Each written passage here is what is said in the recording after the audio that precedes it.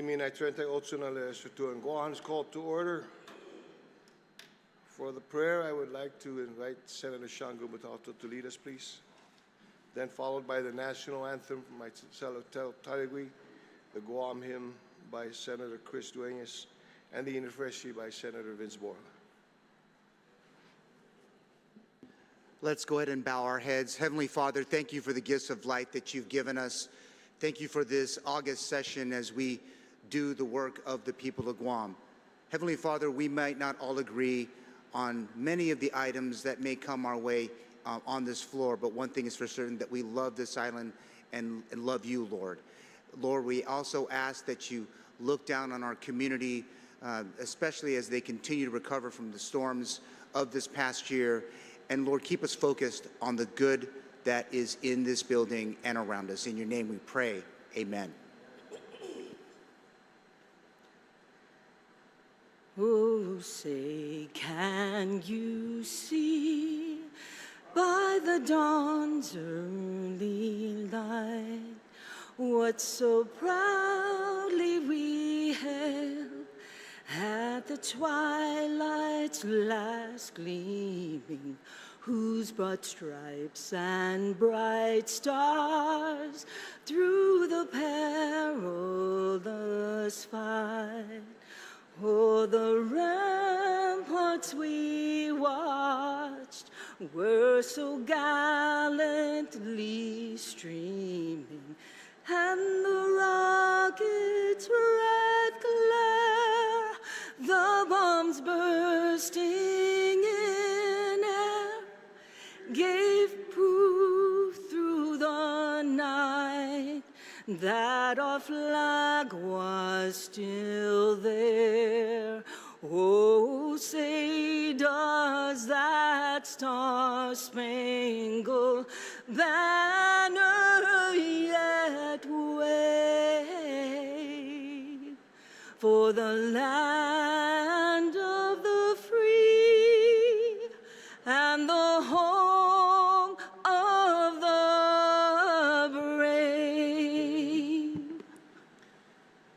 Vanogi Tsamoru Purita Nota Kantai Mantunanya Nitoru Iluga Padahi honra, Padahi gloria, Abiba isla sempada. Padahi honra, Padahi gloria, Abiba isla sempada. Utodu tempu pas parahita, Zanginini langit na bendisyon. Kontrai piligru nafan safuham, Zeus proteis lan Guam. Kontrai piligru nafan safuham, Zeus proteis lan Guam. Ini frasi, gini mastakilo gihina soku, imastakilum gi corazonhu, tani mas figo nan instinyahu, hu ofrecen mais adu, para by hu protegi, ten hu defendi, I hinengi, I cultura, I linguahi, I aidi, I hanum zanitano tsamoru. Needed in shoko diretso gininazu ostata, esti hu afitma gihilo I biblia, tani banderahu I bandera in Guahan. To express a never-ending and never-forgotten gratitude by the people of Guam, the legislature recognizes the recipients of Milazan Mastakulo na Sacrificio on a display in the Guam Congress Building and during each of its sessions. For the recognition of a recipient of Imilazan Mastakulo na Sacrificio, Vice Speaker Tony Ara, you are recognized, sir. On behalf of a grateful island and country, we honor Corporal Vincent Fedza Guerrero and the family of Corporal Vincent Fedza Guerrero for making the ultimate sacrifice in service and defense of our island and country. Thank you. Please proceed.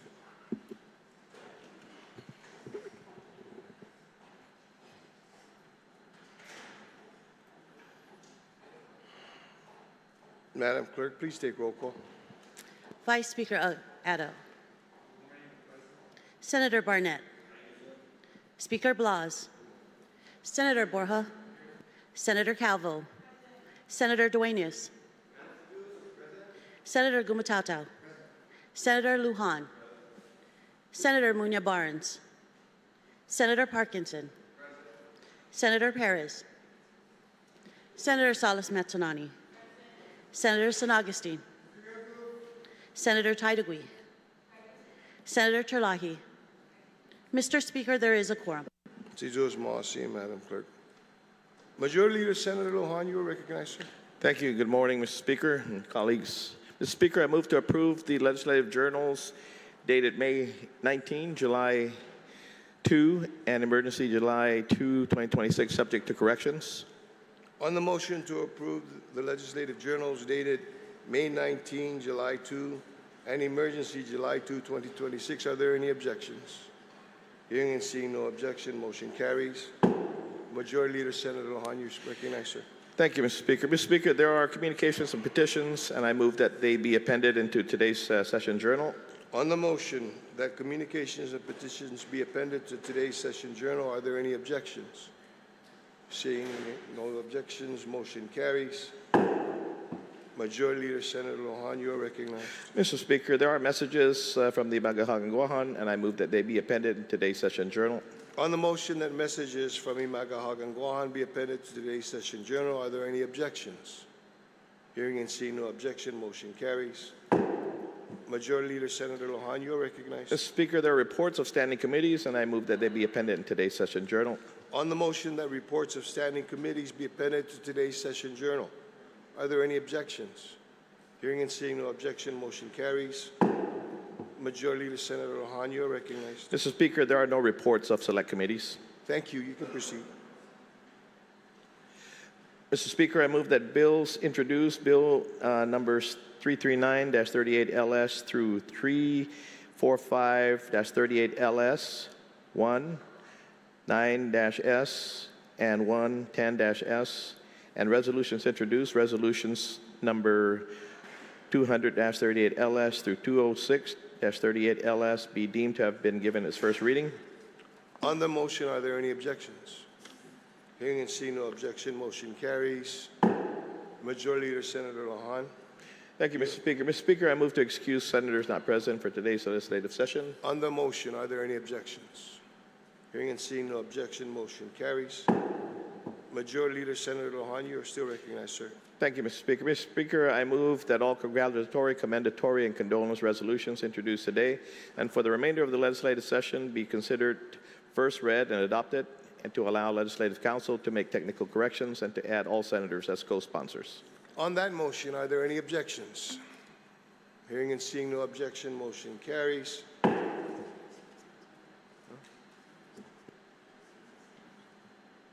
Okay, on the motion, Senator Salas Mazzonani, you're recognized. Thanks, Mr. Chair. I'd like to motion to move Bill 219, amended Bill 219 to the session agenda. Bill 219 was on a previous session agenda, and the author would like for me to move it forward and place it on this agenda. This is an act to amend subsection K of subsection 82A201 of Article 2 to add a new subsection A2A402, A2A403, and A2A404 to Article 4, and to amend subsection A2A501 of Article 5, all of Chapter 82A, Title 10, Guam Code annotated, relative to expanding petitioning authority for assisted outpatient treatment under the Baby Alexia Law, and to cite this act as the Baby Alexia Law Reform Act of 2025. Okay, so just so that we can note it properly, Bill 219 LS, COR. 211938 COR.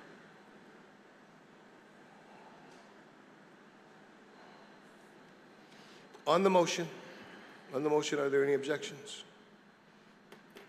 Hearing and seeing no objection, motion carries. Vice Speaker Tony Addis, sir, you are recognized. Thank you, Mr. Speaker. Mr. Speaker, I move to place in the voting file from the Committee on Land, Environment, Housing, Agriculture, Parks, and Infrastructure hereby reports out the nomination of Peter B. Frias to serve as a member of the Guam Contractors License Board with the recommendation to do confirm, and he is the General Public Representative. On the motion, are there any objections? Hearing and seeing no objection, motion carries. Okay, we are now in the second reading file. Okay, so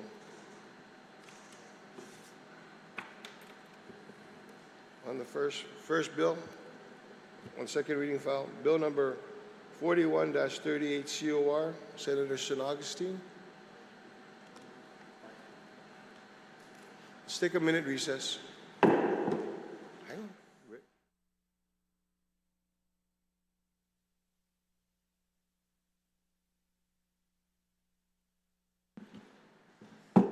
Back from recess. Senator San Augustine, sir, you recognize second reading, 4138 COR. Thank you, Mr. Speaker, and half a day, Mr. Speaker and colleagues. I move to place Bill number 41-38 COR as amended and further amended by the committee to the third reading file.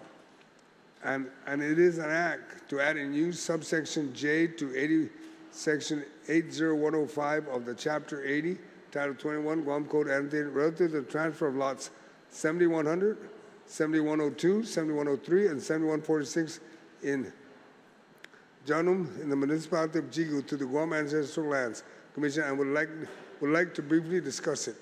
You can proceed, sir. Thank you, Mr. Speaker.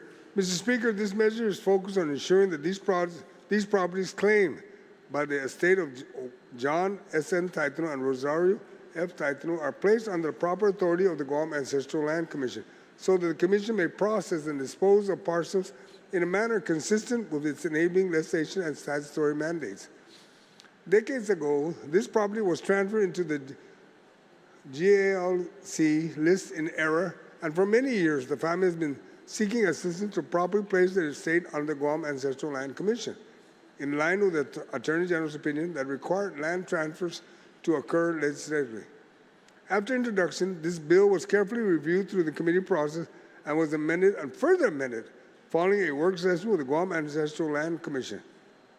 These discussions were important. They allowed the committee to listen directly to the Commission's concern, strengthen the bill, and ensure that the final language respects the rules, procedures, and responsibilities of the Commission already possess.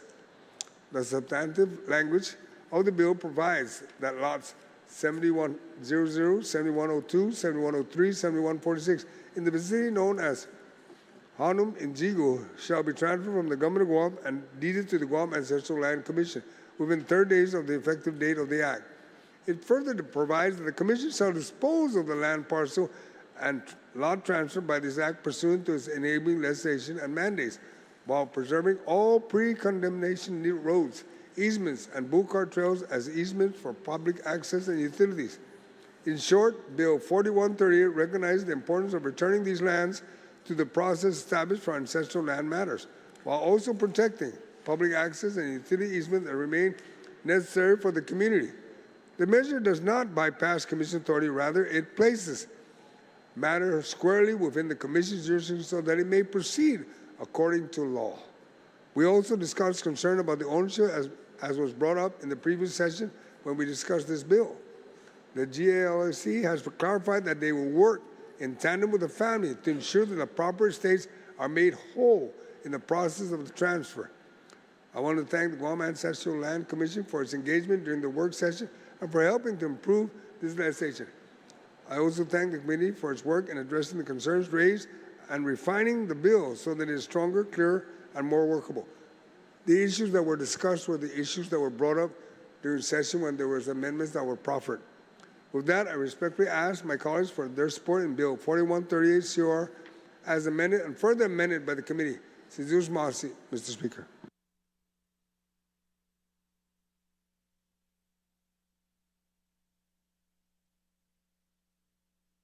Thank you very much, sir. On the bill, 41-38 COR, on the bill, are there any senators wishing to speak? General Lady from Tumuning, ma'am, you're recognized. Good morning, Mr. Speaker. Good morning to my colleagues, and of course, good morning to the people of Guam who are watching, the people we serve. Mr. Speaker, you know, I had some concerns of this legislation during the Committee on Rules when we were proffering this, because there were so many issues that surrounded the public hearing. Knowing the fact that the Guam Ancestral Lands Commission also was not able to attend during that time. They weren't there to answer any of our questions. So I took the time to actually talk to somebody at Guam Ancestral Lands, not only just those who work there, but also the Board of Directors, Ron Eclavea, the chairman of the board of Guam Ancestral Lands, to get more of a feel on were they able to see the amended version. They actually did not. At least I know one particular person who works for the Ancestral Lands directly under the director, Kathy, and they did not have an opportunity to see the amended version. And one thing straight out was that the name of the Guam Ancestral Land Commission is not correctly done in the bill. So there are several amendments I'd like to make to this legislation to bring more comfort to my discussion with Guam Ancestral Lands Commission. I mean, beside the history behind this whole particular parcel of land, how even the Attorney General chimed in and had concerns about it, where the land once belonged to an individual. This is in I think it was before the war, 1920, I think. And then there was only a certain amount of hectares that were provided to the family. They lost the land for the lack of paying taxes. Then, of course, through legislation, they were able to pay those taxes. But then all of a sudden, the number from a certain amount of hectares grew to a larger amount, which people are still at the Chamorro Land Use Commission as well, Ancestral, are scratching their heads. How did this property grow? From what it was originally intended back to give to the family after the taxes were paid, that all of a sudden it went from 8 hectares to an additional amount of hectares. So that's why the Attorney General had an issue with this as well. But Mr. Chair, so that I don't, let me, okay, pull this up, sorry. So my first concern, and I believe they're trying to get a letter to all the senators. I took the liberty to send them as well the copy of the bill, and make some. So out of rushing and trying to get things through and working with the director and the director working with their employee to get us the information, they said the name of the Guam Ancestral Land Use Commission is wrong. It should be, the correct name is the Guam Ancestral Lands Commission. Excuse me, it's been a, hope I'm not coming down with something again. Yeah, it's the Guam Ancestral Lands Commission is the correct title of this. So my first amendment is to strike out use and put an S behind land. So it will, anytime it references anything in the legislation, it'll say Guam Ancestral Lands Commission. That is the correct name of the agency. Okay, on that amendment, to strike out the word use in all the references to Guam Ancestral Land Commission. Mr. Speaker, can I comment on that? Sure. If you look at the bill, that's only on the top part, but in the contents of the bill, the word use is not there. So I support that, taking it off on the title, yeah. Okay. And I just got off the line with Kathy Ross. As far as they're concerned, it's only that part. Everything else, the bill is great. All right. On that motion, on that amendment, any objections? No objections, so ordered.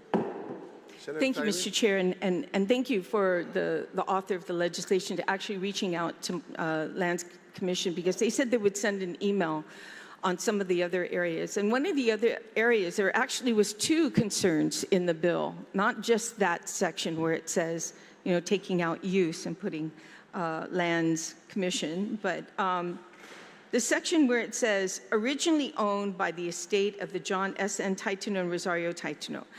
To them, this is not the original landowners. We're not these individuals. But, you know, when people go through the process, whether it's Chamorro Land Trust or whether it's, you know, ancestral lands, they do a process to determine who the original landowner is. Now, I'd hate to have to come back to this body and adjust this bill to make an amendment if they come to find out that they were not the original landowners of this property.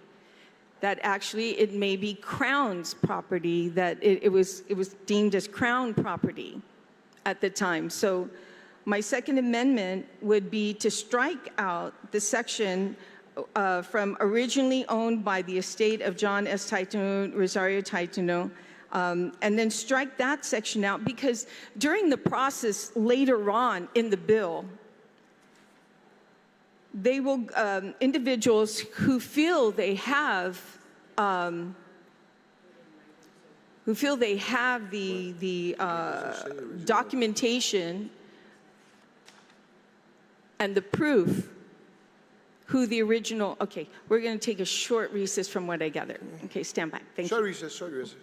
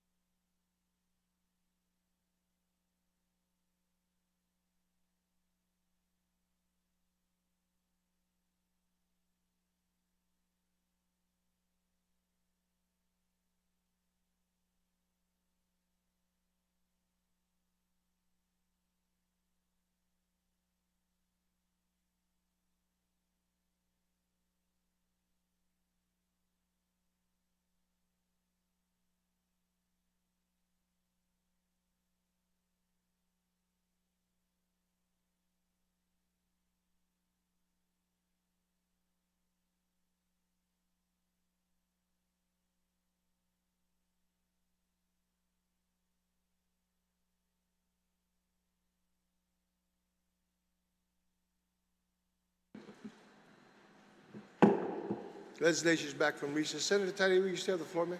Thank you, Mr. Speaker, and thank you to giving us some time to find out what was going wrong, because the version that I was reading on was actually the one that was online, and several of my other colleagues were also reading that same version, as well as the author. You know, the one that he had in his hand, the paper, was the correct one he wanted to proffer, but the one he saw online was the wrong one. So now that it's been clarified and cleared, I just want to make it known to my colleagues that letter J, where it says lots number 7100, 7102, 7103, and 7146, claimed, not originally owned, but now it says claimed by the estate, and then it mentions the name of the Taitino name. So I'm glad that was clarified. I kind of mentioned that at the beginning, and my concern was that. Secondly, my concern, of course, was the 180 days, which the one online continues to have 180 days in order to address this. So as I mentioned in discussing with Chamorro Land Trust, that there are a process they go through, actually 7 steps almost, when determining property, the original landowner, going back to history, getting these requirements of proof to the ancestral lands. It does have its process. So other than that, the only amendment then that was originally passed, again, I'm hoping, now I'm looking at the same one, is just take out the word land use and put S by lands and take out use. So that did pass. I hope it's on the same pass as this amendment, you know, which I believe it is.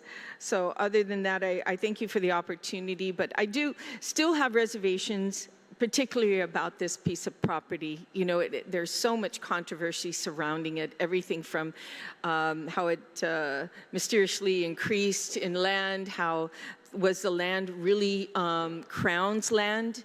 Because that's what ancestral lands does. It collects Crown land property. Not property that they failed to pay their taxes on, and the government then takes it. So, you know, moving forward, I hope when Ancestral Lands does their investigation thoroughly and provide the information, and I hope they also include the Attorney General as well because of his concerns. So other than that, thank you, Mr.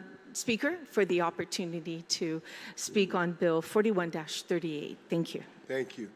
Gentleman from Telephone will show your recognition. Thank you, Mr. Speaker, for the opportunity to speak briefly on Bill 41. While I recognize that the Chamorro Land Trust Commission supports the measure the Committee on Land noted in their report on Bill 41, that the Guam Ancestral Lands Commission in their testimony referenced a recommendation 16 years ago from the Office of the Attorney General that the retiring speaker noted. The Office of the Attorney General, which found that claimants of the Janum properties were not entitled to the land, as the government of Guam maintained that the subject property should remain under the jurisdiction of the local government. This particular notion stood out to me in their June 18, 2009 opinion. Quote, "The issue of ownership of the subject property in Janum has been decided in prior judicial proceedings.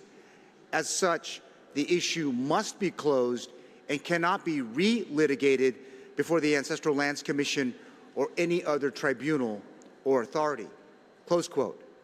Any claim to the Janum property is barred through the doctrine of res judicata, the principle that a cause of action may not be litigated once there's been a final judgment on the merits.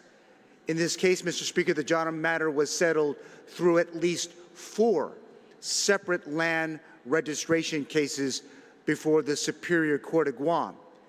Also, during the bill's public hearing, our colleagues shared their concerns on whether opportunities to reclaim ancestral lands are offered to other families in similar situations, fair to say consistent with the 2009 opinion.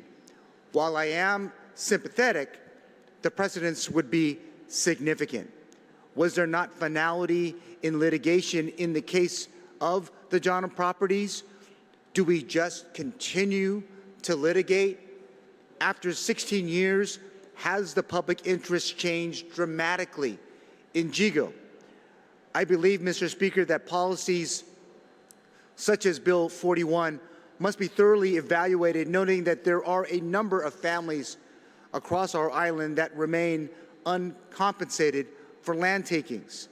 Mr. Speaker, I share these observations of the immediate and long-term impacts of Bill 41 on our community, especially as this legislative body continues to ensure that government land, including properties within the Chamorro Land Trust Commission inventory, are maximized for the greatest number of its beneficiaries through the development of safe, clean, and sustainable communities and enhanced public facilities and services for agricultural and commercial use. Thank you again, Mr. Speaker, for this opportunity to register my thoughts on Bill 41, and I continue to look forward to the discussions this morning.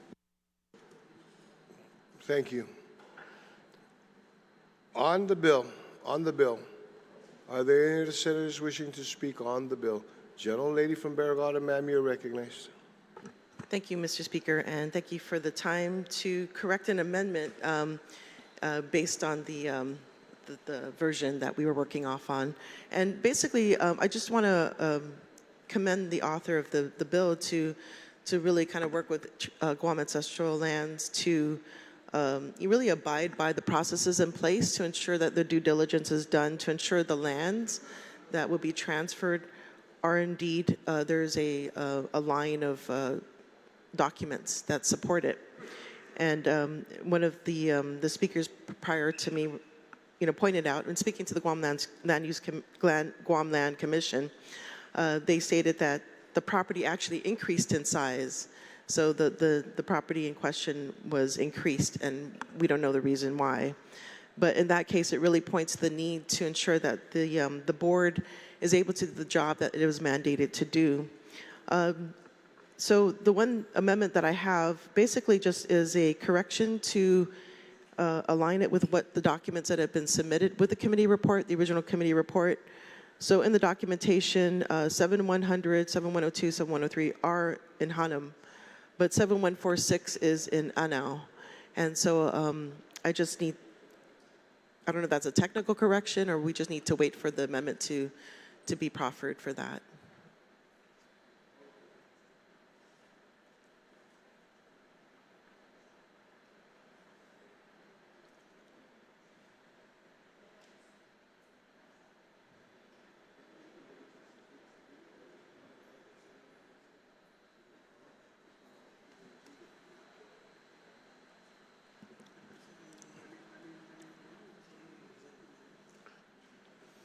Let's take a minute recess. Senator Perez, can I see you up here? Minute recess.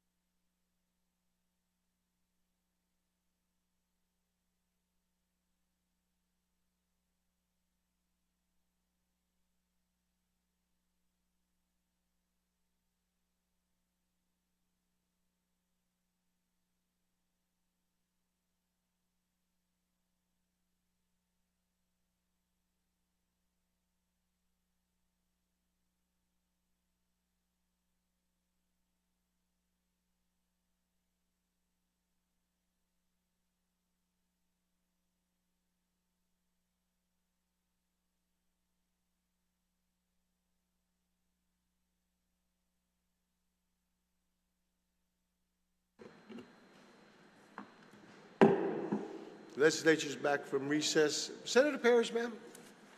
Thank you, Mr. Speaker, and appreciate the recess to produce an amendment. And this amendment would basically remove the words in Hanam and just keep in the municipality of Jigo.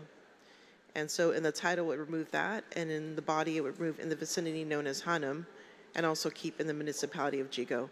And the reason being is that, so 7146 is a big portion, actually, I confirmed, it was confirmed with the staff there that a big portion of it is in Anao, but there is a section of it that is still in Hanam. So, and, you know, as they're doing their research, it might shift to a different area. So it's, I guess, safe to keep it in the broader language. So I ask for my colleagues' support. Thank you. Okay, on the amendment, are there any discussions on the amendment? No discussions on the amendment? Okay, any objections to the amendment? Any objections to the amendment? No objections, so ordered. Senator Parrish, you still have the floor. You're done? Okay. On the bill as amended, and further amended on the floor. Any other discussions? No others? Senator, General Lady from Jonia. Sorry, sit down, Senator. Mr. Speaker, in regards to Bill 41, this was the bill that we had on our agenda several times, and I had asked for further information from land management, which we have not seen. Perhaps the committee has, but we haven't. There were questions raised, and so the bill, first I want to recognize the families who testified on this bill so passionately and courageously, and their stories made clear what had happened in Hanam was an injustice, and that the issues surrounding tax forfeiture lands, they are deeply rooted in Guam's history. And this is the story of many people on Guam, many families. At the same time, in order for the Guam Ancestral Lands Commission to move effectively, I thought we needed some clarifications from land management, which we do not have before us. For example, their version of the chain of title, their version as to why for years they had objected to this property being transferred when it was in the Ancestral Lands Commission inventory. And they had objected along with the Attorney General's office to the land being transferred. And I sought clarification, of course, at that time, because we were talking about the Chamorro Land Trust as well, whether they own this property or not. And interestingly, the Chamorro Land Trust Commission has in its minutes said they support this transfer. And I really wonder, is that within the Chamorro Land Trust Commission's authority and mission to give land away that is in their inventory, particularly in this case when there's no record in their minutes that they did any research, they did anything. And even over the objections of some of the commissioners asking that they do their due diligence prior to voting, but they voted anyways in favor of transferring this land out of the trust over to the Ancestral Lands Commission. I had, previous to previous session, also asked the Attorney General for some clarification. I've not received a response, but in January, I wrote to him and said, you know, according to the testimony submitted at the hearing, the property was acquired by the U.S. Navy due to non-payment of taxes to the Navy government and was subsequently transferred by the U.S. to the government of Guam. Records show that the inventory of government of Guam land consists of many other parcels of land similarly acquired by the U.S. Navy for non-payment of taxes. The bill would transfer this one parcel of property, or these three parcels, to the GALC, Ancestral Lands Commission, for subsequent transfer to ancestral landowners, but does not address the other properties acquired in the same way. Testimony and court documents indicate that this property was not excess federal lands returned to the government of Guam as defined in the Ancestral Lands Commission law, which authorizes the Ancestral Lands Commission to determine and transfer said excess lands to the ancestral landowners. The bill, so the bill, then I did ask again in the letter in January to Director Borja at Land Management to tell us, because these exact pieces of land were the subject of a land registration that was contested by the government of Guam. And very clear rulings were made in that case, as cited earlier by one of my colleagues, that it should not be transferred. But what I really just would like to see in this case is, if we're going to transfer for one family properties that were taken by non-payment of taxes, then we really should come up with a policy to address all families whose properties were taken by the federal government, the Navy government at the time, for non-payment of taxes. Or are we only going to do it on a case-by-case, who do you know in the legislature basis? That's really going to create another, to me, injustice on top of all the injustices that landowners have faced. And I thought we had a good opportunity when this bill was presented to try to come up with such policy, if that's possible, because we are getting into a very complicated situation where many of that land that had been taken by the Navy government for non-payment of taxes is being used by the government of Guam. And what are we going to do for those people? I'm sure it's an inequity that they are going to feel. And they are going to look to us again as a legislature. What is the remedy for this inequity that you now have created? This is not now the Navy government creating the inequity, it is us. And that's really my concern. And I don't want to, you know, I think we set up the Ancestral Lands Commission for a very particular purpose. This is not it. Their purpose is to find and determine the owners, and that's why they wanted us to change the word owner to claimant, so that they can determine whether these claimants are the true owners, as is their process. But really, their scope is lands that have been returned by the federal government since we created that law, and that the government of Guam was not using. And I just really feel for all the other families that they're gonna see us act for one family and not all of them. And you know, that's something I have to, you know, praise the other legislatures for, that they came up with a policy for all excess landowners, for example. And now if we're going to return lands for non-payment of taxes, I just think we should have we should have more detail from the Department of Land Management side. We have a lot of detail from the family side, the ancestral land side, because this went through a court case. So we have even the court case saying it should not be returned. But we should have land management side as well. We should do due diligence. I asked land management, ancestral lands, and the AG, how many other properties are affected by this type of a policy? How many other families on Guam had their land taken by non-payment of taxes, and that we are going to, you know, take care of one and not all of them? And is the ancestral lands, you know, equipped to do this for all of those properties? How many are there? And does the government of Guam have that type of, you know, remedy in its inventory to do this? We're still struggling to take care of the ancestral land's original mandate, and that is to compensate those whose lands was returned by the federal government as excess that the government of Guam kept and continues to use, such as the Tizen landowners and other landowners. So. Again, I just wanted to put my reservations on the record that this is not full justice to take care of one family. We need to come up with a policy that is better, and it's very complex, and I think that's why we needed land management at the hearing.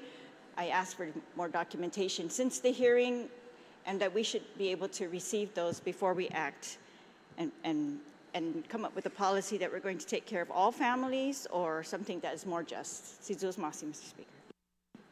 Thank you very much. On the bill as amended, any other senators wishing to speak on the bill as amended? Gentleman from Ipan, sir, you're recognized.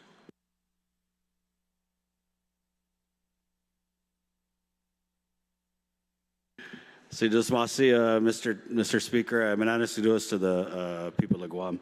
You know, I attended the public hearing for this bill, and I put my reservations on the record now, as there are.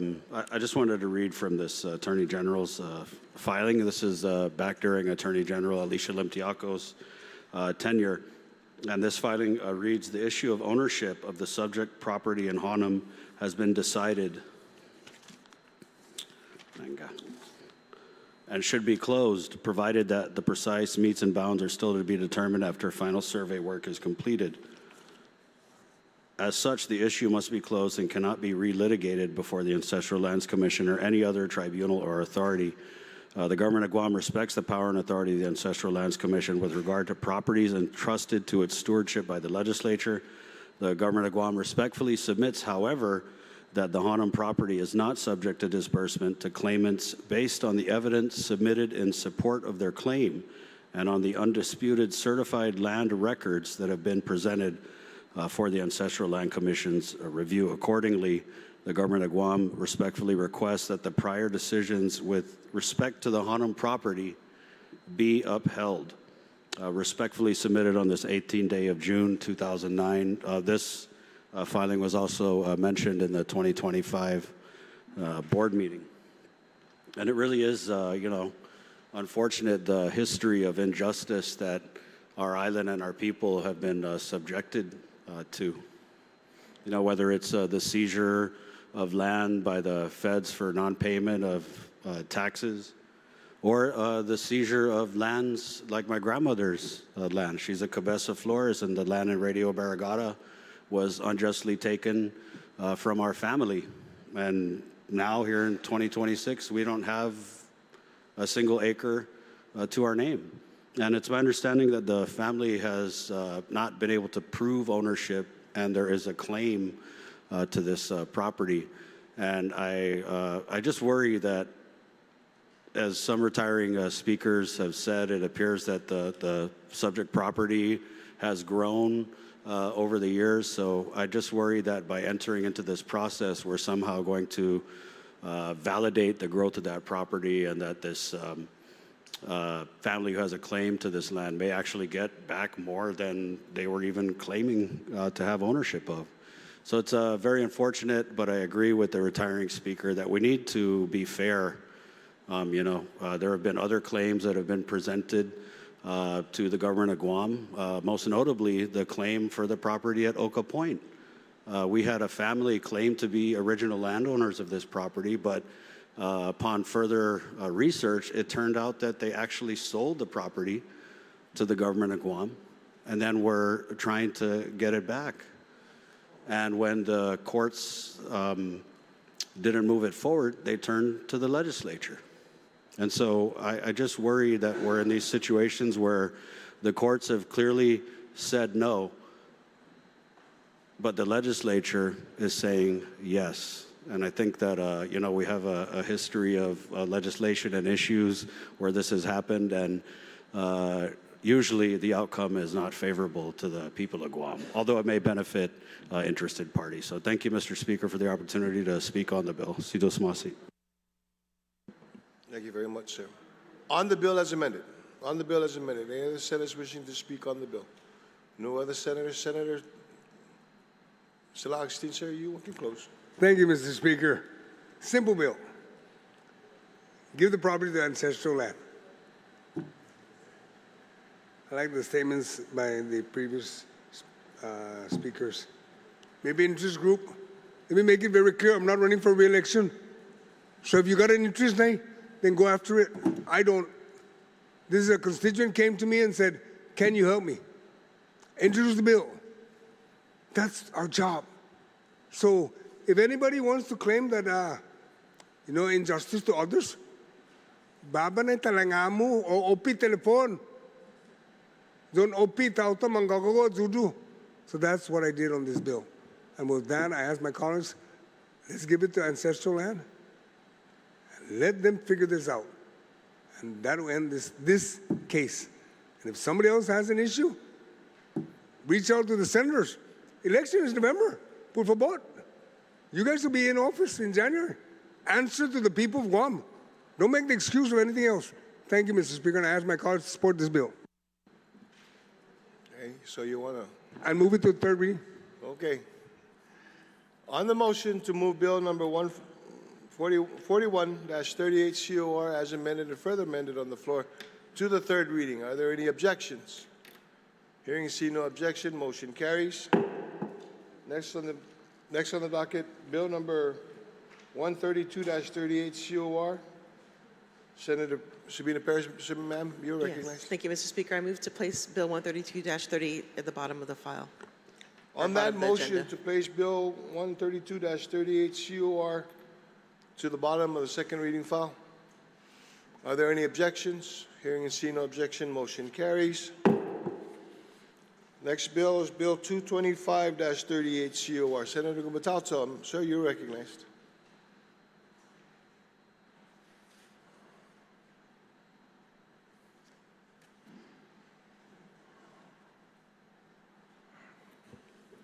Thank you, Mr. Speaker. I move to place Bill number 225-38 COR as amended by the Committee on Economic Investment, Military Buildup, Regional Relations, Technology, Regulatory Affairs, Justice Elections, and Retirement in third reading file, and request to speak on the bill. Can you please read the title? Yes, I'm sorry. The bill's title is an act to amend Section 58110 of Article 1, Chapter 58, Title 12, Guam Code annotated, relative to expanding public investments and community contributions under Guam's qualifying certificates law for emergency response resources, public health, public education, cultural preservation, and economic development resources. You want to speak on it? Yes, please. Yeah, you can proceed. Yes, thank you, Mr. Speaker. Bill 225 was put forward at the request of the Guam Fire Department. The legislation prioritizes emergency response resources and supports responsible economic development. This bill makes clear through public policy that if, for example, a new hotel is to be built in our tourist district with the help of a taxpayer-supported qualifying certificate tax incentive program, then a portion of the community contributions that hotel and GITA agree to must recognize that public safety resources, including aerial ladder fire trucks, ambulances, police vehicles, and water rescue equipment might be needed once that facility opens its doors in Tumon. Now, Mr. Speaker, Bill 225 recognizes the importance of ensuring that responsible economic development occurs together with resource capacity growth across Guam's public safety entities. This legislation, if approved, updates the 60-year-old qualifying certificate law by prioritizing public safety investments to ensure that Guam's first responders remain well-equipped across our island, to include Tumon Bay and the surrounding area where safety resources are either limited or unavailable. Through recommendations offered by the Committee on Economic Development, the bill was expanded to include other critical resource needs across public health, public education, cultural preservation, and economic development. Mr. Speaker, as I shared during the bill's public hearing, I met last year with GVB President Regime Bisco Lee, Fire Chief Burrier, Deputy Fire Chief St. Nicholas, and other GFD officials. The meeting was arranged to help move discussions forward regarding GVB's and GFD's ongoing efforts to establish a Tumon rescue base. Through our discussion on GFD's operational needs in support of our hotel district, Chief Burrier asked the Public Safety Committee to consider the broader challenges affecting our emergency response capabilities, and he suggested amending Guam's QC law. Through our discussions, we agreed that Guam cannot expand our visitor plant without finding a way to support critical life safety resources that help both residents and tourists alike. Bill 225, as drafted, is designed to help strengthen our primary hotels district by strengthening Guam's emergency response readiness. Guam law requires QC beneficiaries to put forward public investments by conditioning tax benefits on the QC beneficiaries investing in or creating public improvements separate from its proposed activities. According to GITA, since launching in 2020, the QC Public Investment Program has distributed more than $2.6 million through over 150 grants.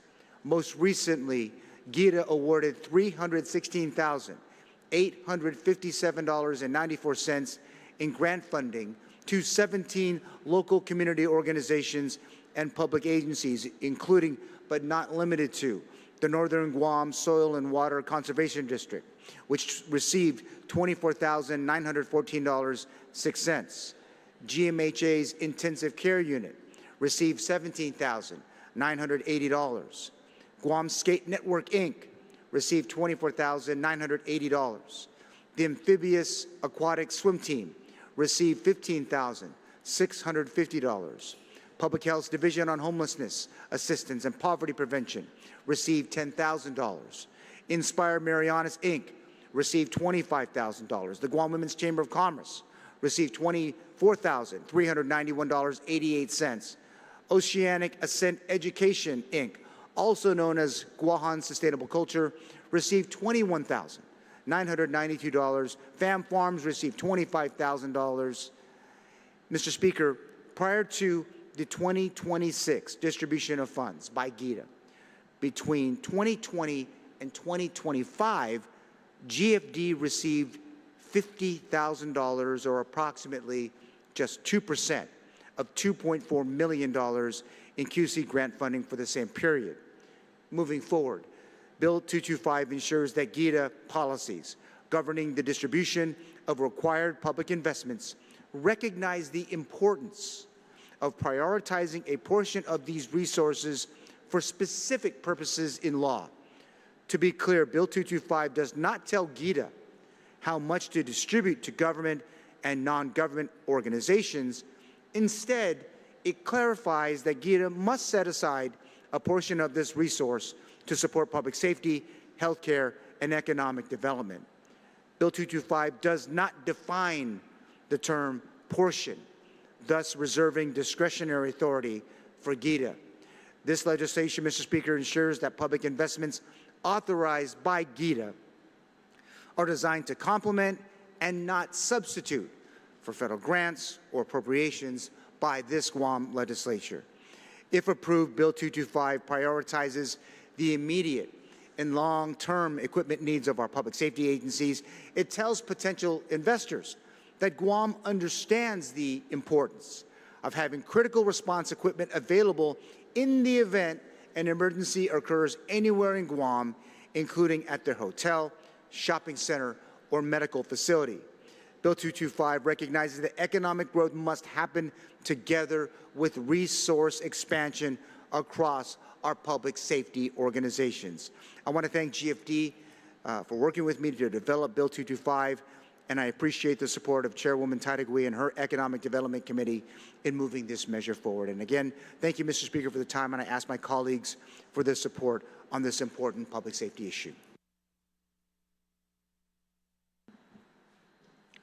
Thank you very much. On the bill, any other? Gentlelady from Tumuning, ma'am, you're recognized. Mr. Speaker, and again, colleagues, thank you, Mr. Speaker, for allowing me to stand and give some brief remarks. I know that we, as senators, have the option to look at the committee report and see exactly what changes were made to this legislation, and I ask my colleagues to please do so. But for those who are listening, I appreciate the work that the Guam Economic Development Authority, as well as the author of this legislation, to sit down together and talk about this. Usually during a markup meeting, we just invite the senators to come in and voice their concerns and make any changes or recommendations. But with this particular bill, it was important that we brought GITA into the work because they supported the intent of this legislation. So, you know, but the committee further finds that the Guam Economic Development and testified that Guam's QCs already allow public investment to support public safety, along with the other community priorities such as economic development, public spaces, cultural projects, healthcare, workforce development, and education. So GITA also stated its willingness to identify resources for the Guam Fire Department and GPD and other public safety agencies. And we wanted to keep that intact and to allow the discretion of, as mentioned, GITA to appropriate where deemed necessary. And we are hoping too, you know, and confident that those areas that they do appropriate funds to from the QC are areas that are in desperate need. And so the markup meeting, of course, was held on May 26th and again attended by both the sponsor as well as GITA. And some of the amendments that we made in the bill that you as colleagues can see from the markup, it removed the amendment to 58205 and focused the bill on 58110. It expanded eligible public investment to include public safety, public health, public education, cultural preservation, and economic development resources. Added language requiring GITA to develop and amend policies to prioritize a portion of the public investment for the immediate and long-term needs of those areas. It clarified that QC public investments must complement, not substitute, for federal grants or legislative appropriation, and made the bill apply prospectively to QCs approved after enactment. These were some of the changes that were made and agreed to by the good author of this legislation, and you know, the Guam Economic Development Authority, I think, takes great measures to ensure that the QCs are spent correctly. I've looked at their process, and it is quite extensive. My concern now is just to ensure that if this legislation does pass, that they do take in consideration providing funding for these areas in public safety, most especially the Guam Fire Department, because they are in need. We all know that they've gone out to have public hearings on increasing their fees, which is quite substantial. And according to them, it's needed, you know, to cover their costs and their operations and to replenish their fleet. But the amount that they are asking for is quite high in a percentage of increase. But I'm sure this body is going to get that legislation to us to review. So other than that, Mr. Chair, I thank you for the opportunity to speak on this measure. Thank you. You're welcome, ma'am. On the bill, gentleman from Ipan, sir, you recognize?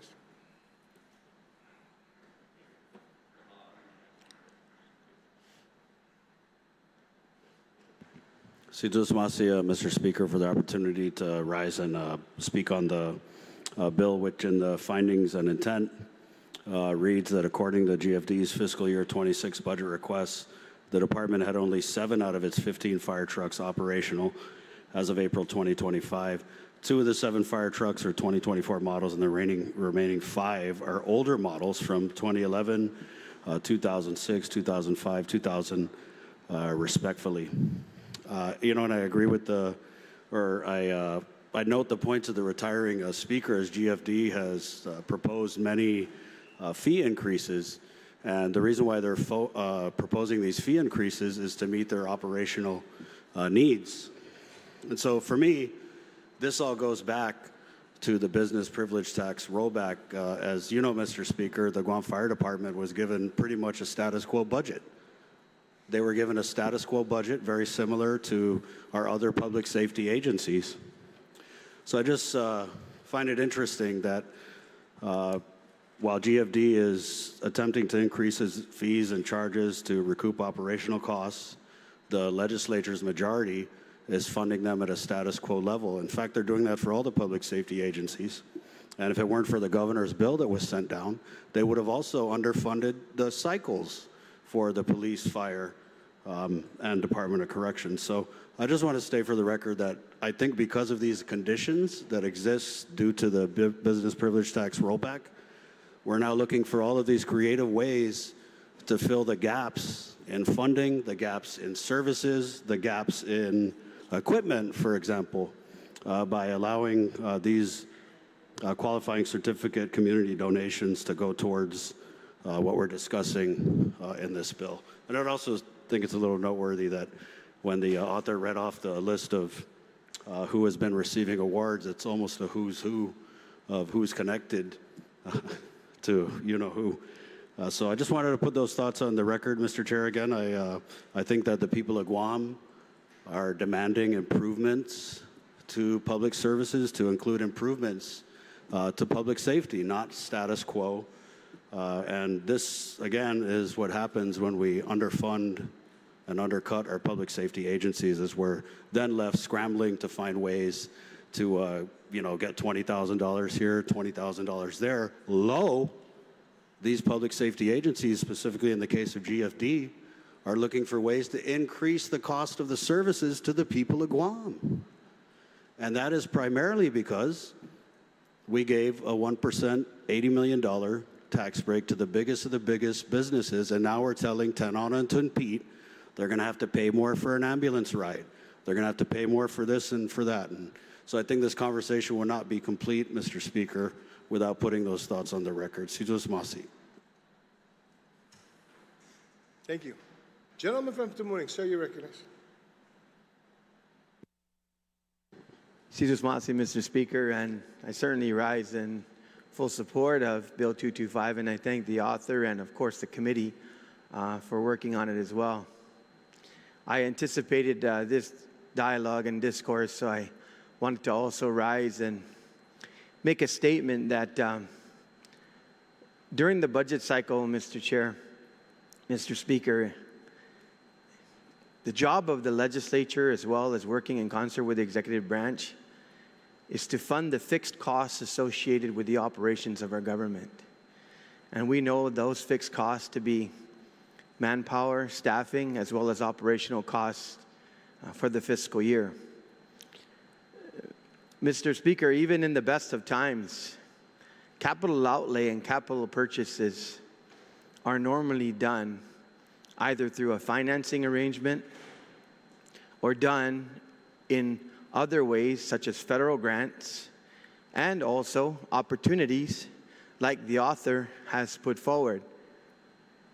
You know, Mr. Speaker, when we talk about also the cycles, and I was happy to, say that fine, if we're going to fund the full fiscal year, as the governor's bill that she sent down that we'll vote on this afternoon, I'm okay with that.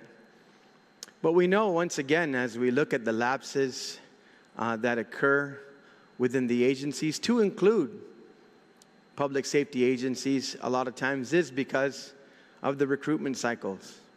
But we'll hope and pray that, they have enough candidates to continue to fill the cycles, and that it starts in January or February, which is great. That would mean more opportunities for public safety folks to be on the streets, on the beats, helping keep our islands safe.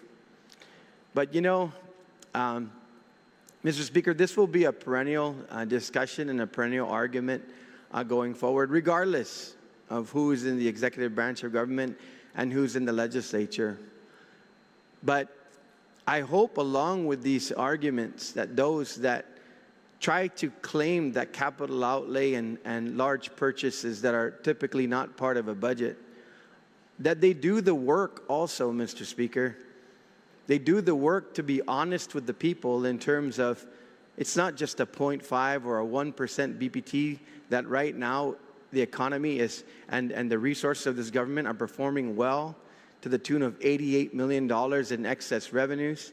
$70 million right now in the reserve fund towards the end of this fiscal year. Corporate withholding, BPT, $13.9 million above adopted levels for this fiscal year. The economy exists of the private and the public sector, Mr. Speaker, and even in the private sector, most businesses budget on an annual year for what it requires them to have staffing, operational costs, and finance large capital outlay to include structural improvements as well as purchases of durable goods. So I know that this will be a perennial discussion, so I will also respond in like and in kind to say that this is a discussion about how we operate and how we ensure that the government operates, but also knowing that those that constantly harp on this and have never put a proposal forward yet for a 5, 6, 7% BPT to purchase outright any of these goods, to do some of the things that they talk about. And they also have never gone in and cut anywhere else in the budget to make sure that they can find those priorities as well. So a lot of work to do in this chamber and this House, but also a lot of work to do to balance our economy, to make sure that both the public and the private sector can avail of resources, take care of public safety, as well as keep their businesses operational. Jesus Masi, and once again, I thank the author for constantly looking at opportunities to ensure that there's participation in our community, to be part of helping public safety, along with making good policy. Jesus Masi, and I look forward to voting in the affirmative on the bill. Thank you very much. On the bill. Gentleman from Mangmutotumairi, sir, you recognize. Thank you very much, Mr. Speaker. I wanted to echo some of the sentiments my friend from EPAN talked about regarding how legislation like this is necessary, but it's necessary because of conditions that we have set forth. We are looking for ways to paper over these gunshot wounds to our budget because we made a promise, members of this chamber did, to give the biggest of the biggest businesses a $80 million tax cut. And one of the other retiring speakers mentioned that, you know, business was good. Business is going so good that corporate income taxes are up. A lot of these businesses are raking in more money than before COVID. And so that's why it's always been so confusing to me why they are getting their taxes cut while we are also having conversations about raising the fees on normal people who use these services, these emergency services. In a lead up to this conversation, once upon a time it used to be businesses are struggling so much because of the BPT.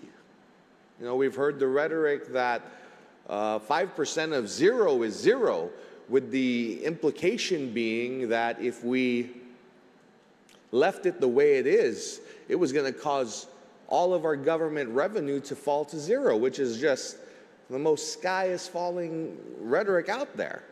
So it doesn't seem that extreme for myself or other colleagues in this chamber to suggest that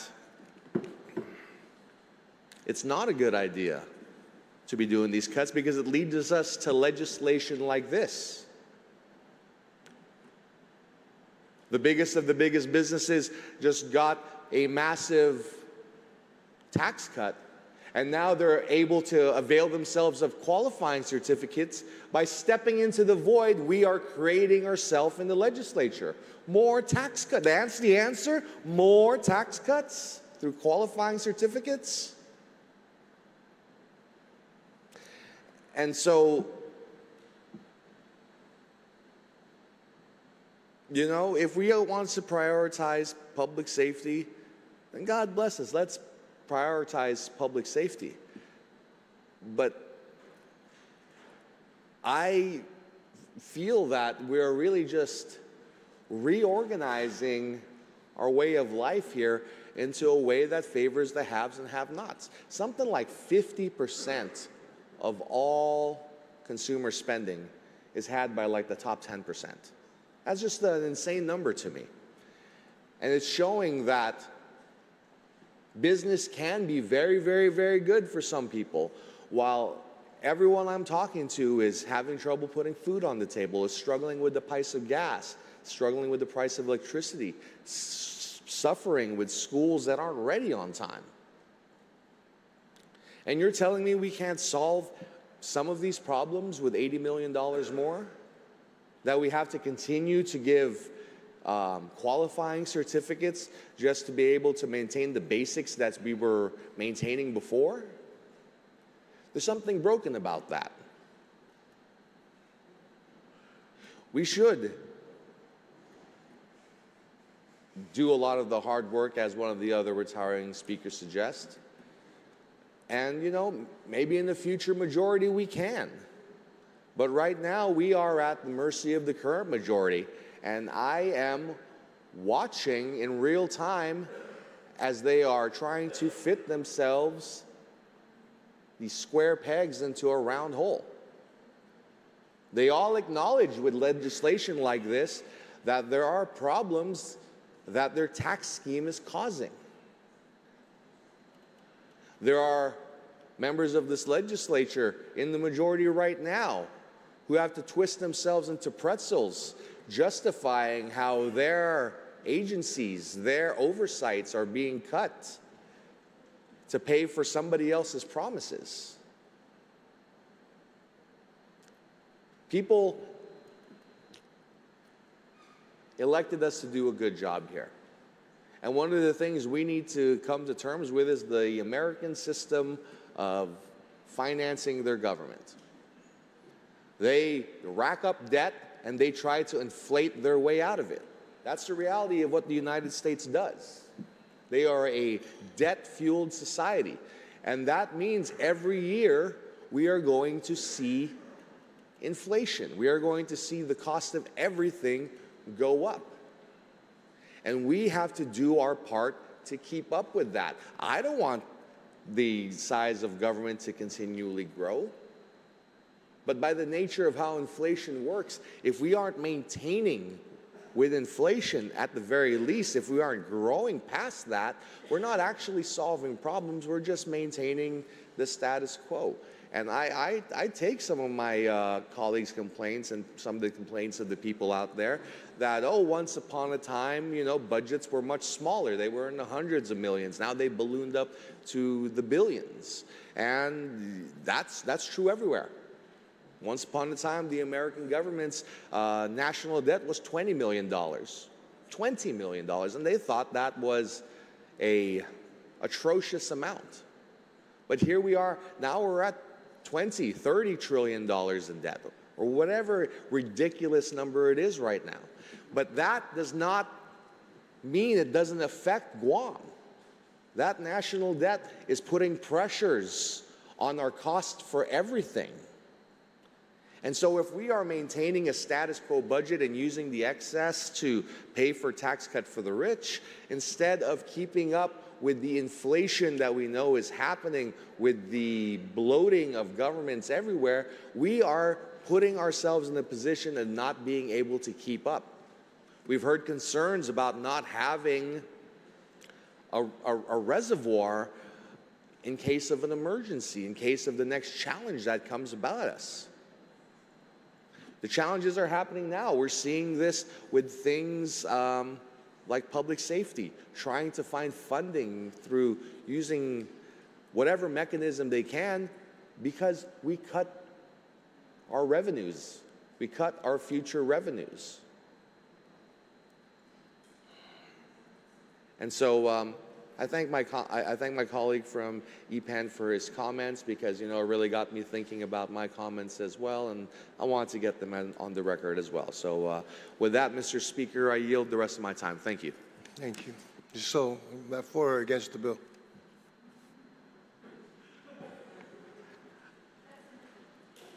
Well, we'll think about it. All right. Just checking. I was wondering. Okay. On the bill. On the bill. Any other senators wishing to speak on the bill? Gentlelady from Zonia, ma'am. First, I'd like to commend the committee chair for the amendments to this bill, or her work with the author and the community. The bill is much expanded from the original one, which was only for specific fire equipment. This one, for public safety, but the bill now expands that GITA can make as a condition of a QC or a tax break for companies mandated investments into public safety emergency response, public health infrastructure, public education infrastructure, cultural preservation initiatives, and economic development initiatives, including training. So I think that's a very good expansion. It also requires that GITA is going to develop rules so that these public investments will be prioritized to support immediate and long-term resource needs of the government of Guam's, these types of needs for the government.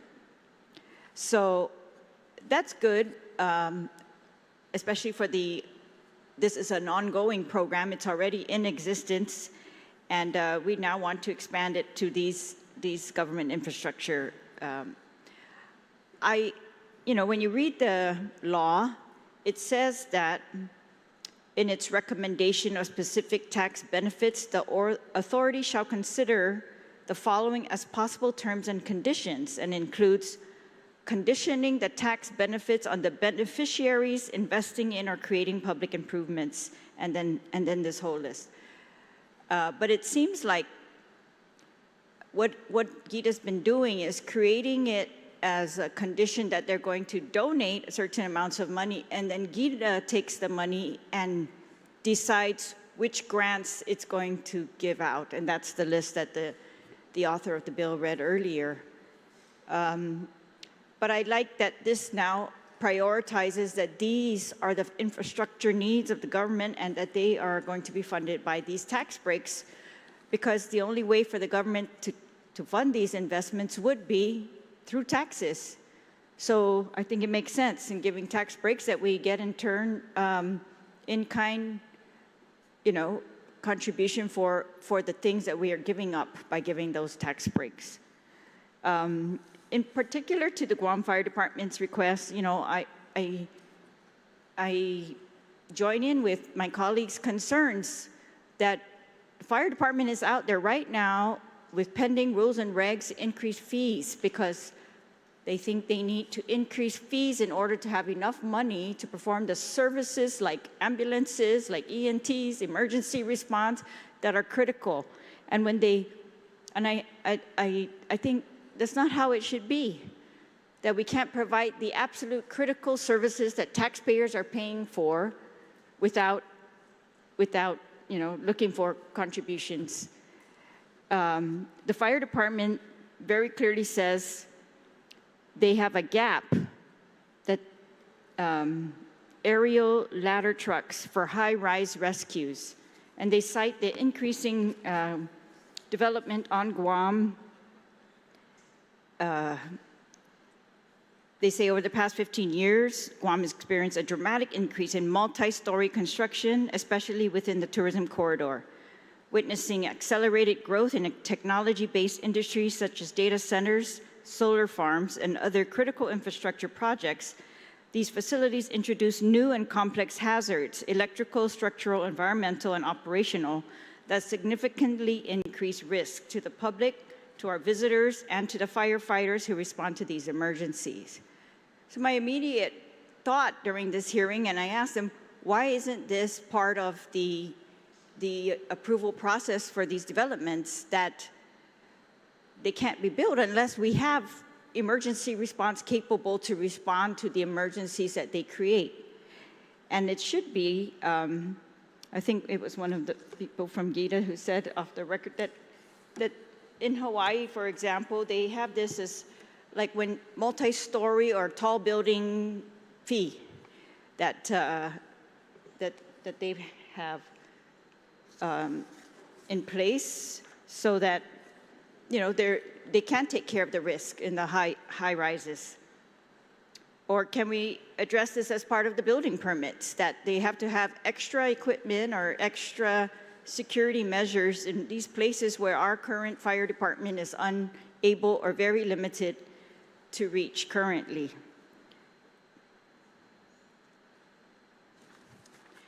I wondered whether they cited, you know, they needed this water rescue equipment ASAP, and they cited 12 drownings a year. They talked about no aerial truck response in Tumon to high-rise fires.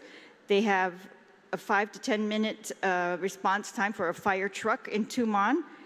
Coming from Dedido, they have a 10 to 15 minute ambulance rescue response on jet skis because they're coming from the Agana Marina. And I really feel like these are critical, and they should not be kind of waiting for some investment to be determined in the future. And I think we need the cooperative response of, you know, GVB and our entire government to address these critical needs. And I wonder, of course, should we have prioritized that the buildings in Tumon invest in these types of infrastructure if they are not available, over investing in, you know, paint, new paint. And we're giving tax breaks for that as well. So maybe, hopefully, GITA, in developing their rules and regs for both of these programs, is going to be able to see the need that the fire department has testified to, the risk that the community and the people are facing in not having these responses available immediately, and that also that the Land Use Commission look at these when they are approving these different types of projects that the fire department cited, and that they address those risks right there and then, that they made a condition of approval, that we should not be putting our fire department at extra risk for different types of development. Those should really be built into the projects. And I know that, you know, if not, that, for example, in Hawaii, there's a building impact fee for these tall buildings so that the government then can provide it if it's the government that is going to provide it. But again, I just rise in great concern for what the fire department has cited, and that you know, these are immediate concerns. These to me cannot be waiting for some future developers as part of his community contribution, part of the QC grant. I think these are things that the taxpayers of Guam expect are already available, that we have and continue to increase our capacity without raising fees and without relying on future investors who are getting tax breaks to put money towards those things. I think they're expecting that we, as a government, are ensuring that those things are available. So fire department says that they, according to their FY26 budget request, that's when they cite the gaps in their capacity to respond.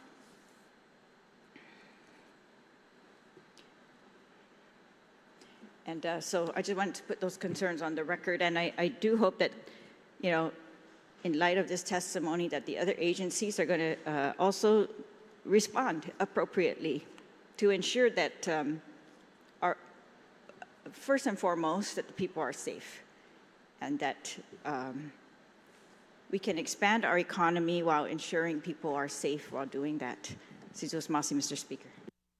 Thank you very much, ma'am. On the bill, any other senators wishing to speak on the bill?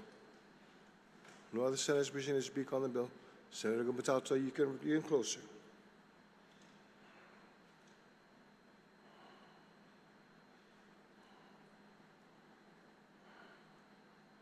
Thank you so much, Mr. Speaker and colleagues, for the discussion on Bill 225. Can I just start by saying simply that this policy prioritizes resources for public safety agencies. It's an action that this branch can and ought to do.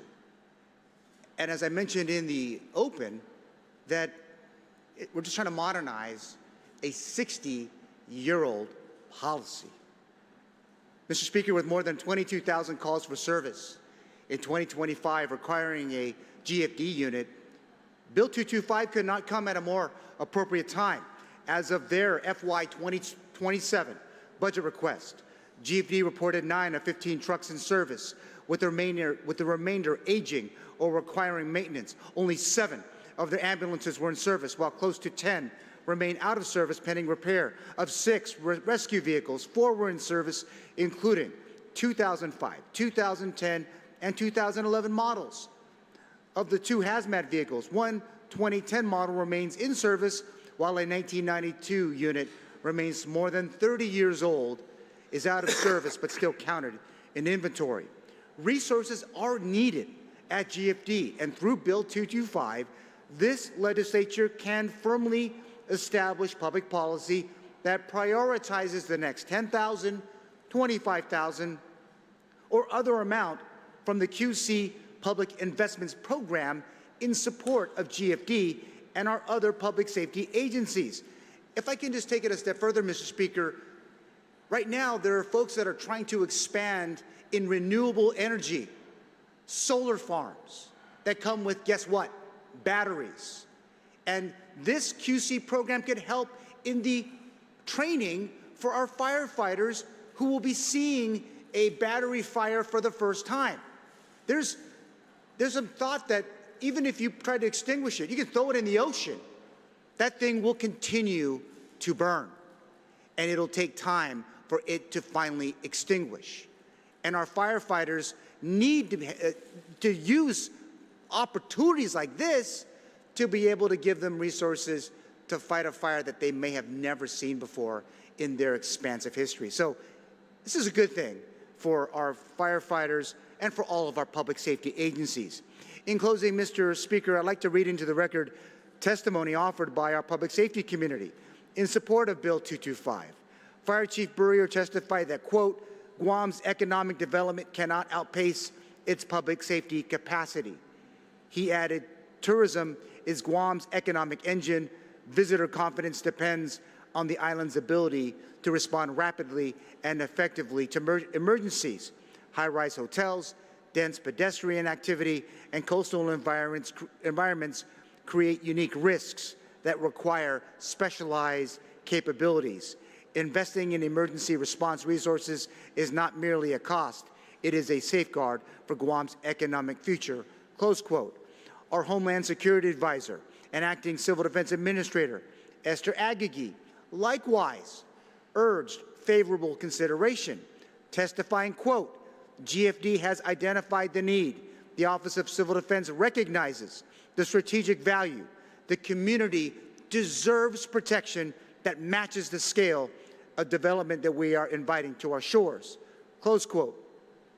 Mr. Speaker, consistent with our public safety leadership, Bill 225 ensures that a portion of QC required public investments is prioritized for the emergency response resources needed to support QC recipients and the broader Guam community.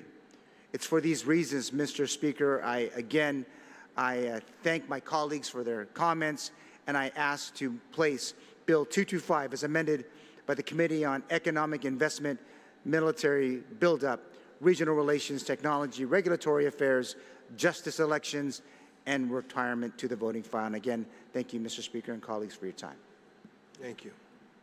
On the motion to place Bill number 225-38 COR as amended by the committee to the third reading, are there any objections? Hearing and seeing no objection, motion carries. Next on the agenda.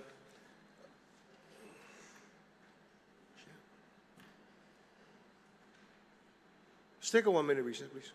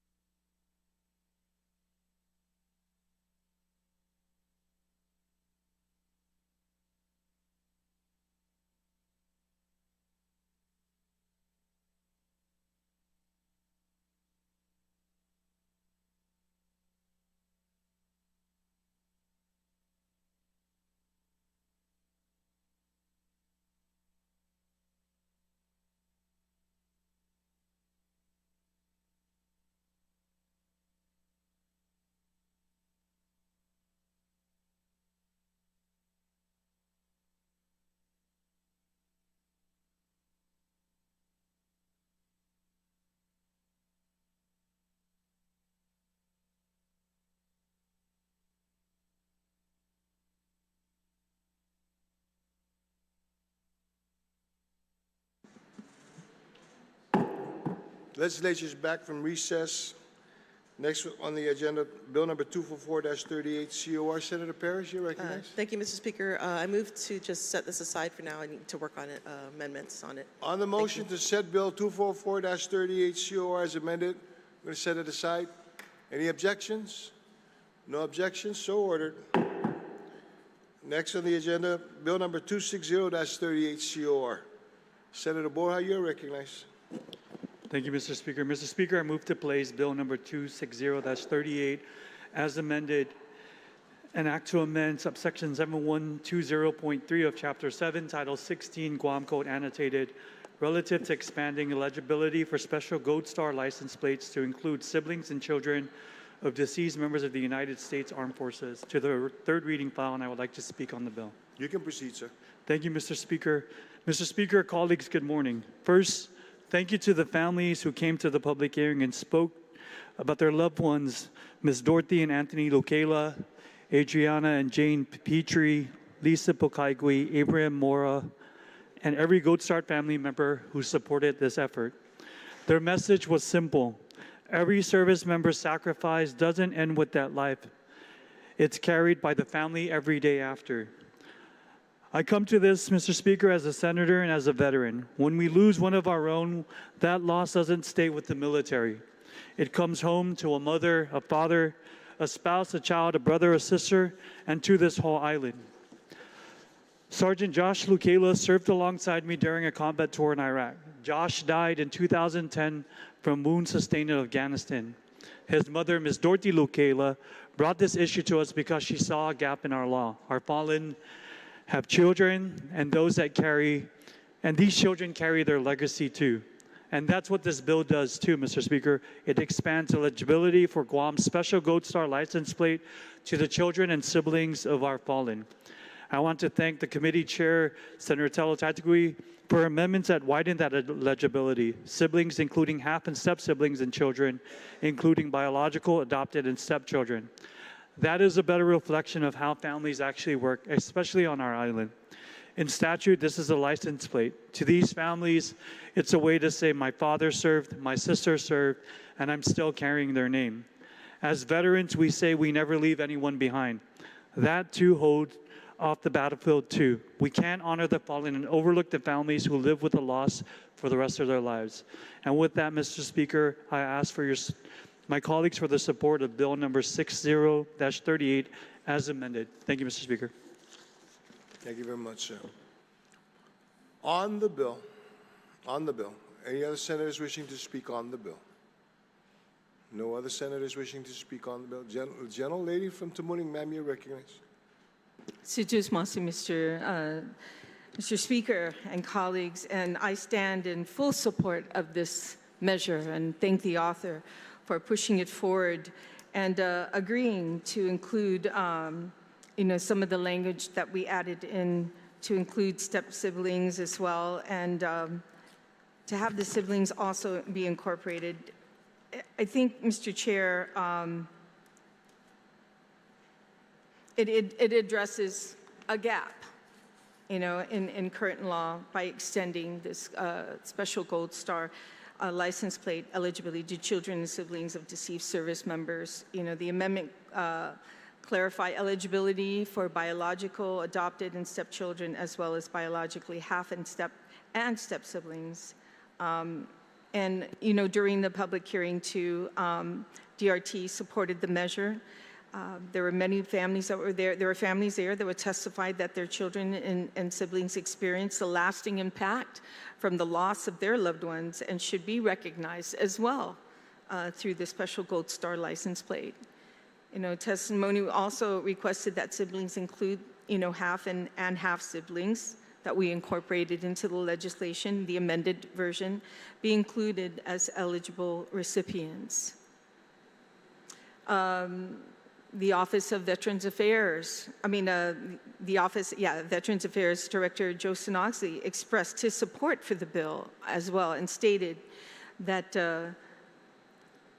Guam Office of Veterans Affairs would support the inclusion of these siblings. DRT expressed their support as well for the bill's intent and indicated the measure would likely have minimal financial impact compared to what these family members have experienced the loss of their loved one. Minimal.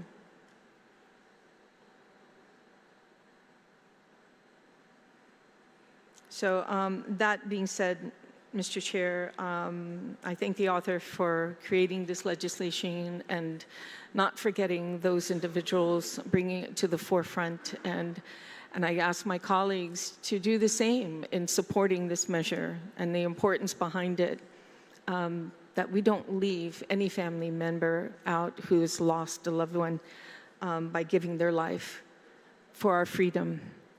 Thank you, Mr. Speaker. Thank you, ma'am. On the bill, any other senators wishing to speak on the bill? The gentleman from Talavovo, sir, you recognize. Thank you so much, Mr. Speaker, for the opportunity to offer remarks on Bill 260, which again represents this legislature's continued commitment to honoring the service and sacrifice of our nation's heroes. As the author mentioned, it extends the Gold Star license plate program to the children and siblings of fallen service members. As the bill's author, the good senator from Barrigada, a combat veteran himself, put forward during the measure's public hearing, this legislation closes the gap in the Gold Star license plate statute. This bill, as he mentioned, was requested by the mother of one of our fallen heroes. Her late son's daughter was just 10 years old when her father died. It recognizes, as the bill's author summarized, that the children of our fallen carry the loss of their mother or father for the rest of their lives. These children will grow up without their parents at their graduation. They won't be there at their wedding or when they have children of their own. Mr. Speaker, this measure is not symbolic. It is the collective gratitude that we share for the ultimate price that a child's mother, father, brother, or sister paid so that we, you and I, and the nearly 350 million people across our great country can live, work, and raise our families in the face of known and emerging threats to our individual and community safety. Mr. Speaker, in the words of a Gold Star mother during last year's Memorial Day event, quote, "Gold Star families is an honor that no one wants," close quote.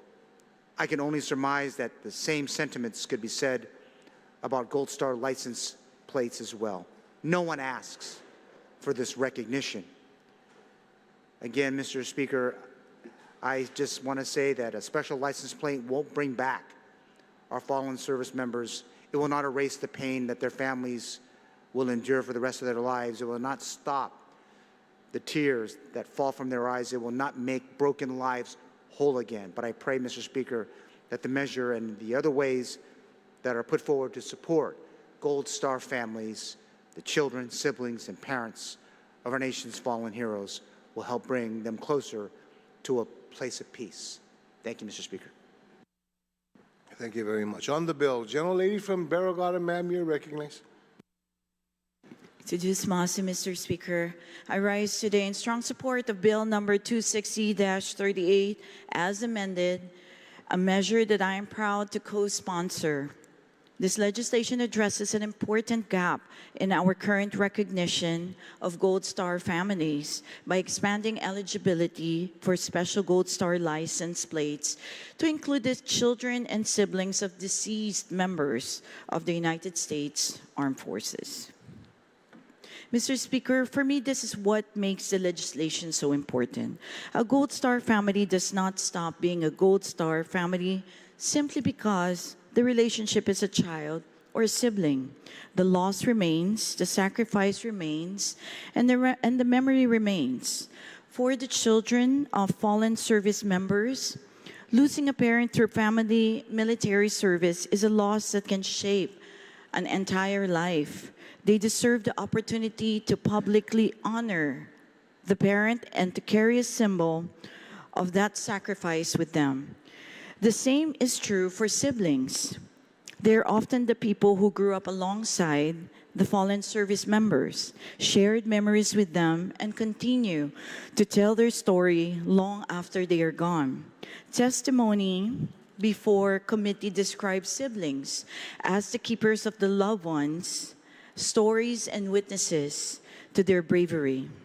Sometimes when family need to simply for government to say, we see your sacrifice, we remember your loved ones, and we will not follow their sacrifice. We will not allow their sacrifice to be forgotten. The Gold Star license plate provides that recognition, Mr. Speaker, in a visible and lasting way. Every time one of these plates travels through our communities, it serves as a reminder of the brave men and women who gave their lives in service to our nation, and of the families who continue to carry that sacrifice. As a co-sponsor, I am honored to stand behind legislation that recognizes not only those who served, but also those who were left behind. We cannot undo the loss experienced by these families. We cannot return the parent, brother, sister, son, or daughter they lost. But we can ensure that their sacrifices is recognized, their memories honored, and their families know that their community stands behind all of them. For these very reasons, Mr. Speaker, I strongly support Bill number 260-38 as amended. And this bill is ultimately about remembrance, recognition, and gratitude. It is our opportunity to tell the children and siblings of our fallen service members that your loved one's sacrifice is remembered. And your family will always have a place, a special place in the story of those who serve Guam and our nation. Sidus Masi, Mr. Speaker. You're very welcome, ma'am. On the bill, any other senators wishing to speak on the bill? Gentlelady from Georgia, ma'am, you're recognized.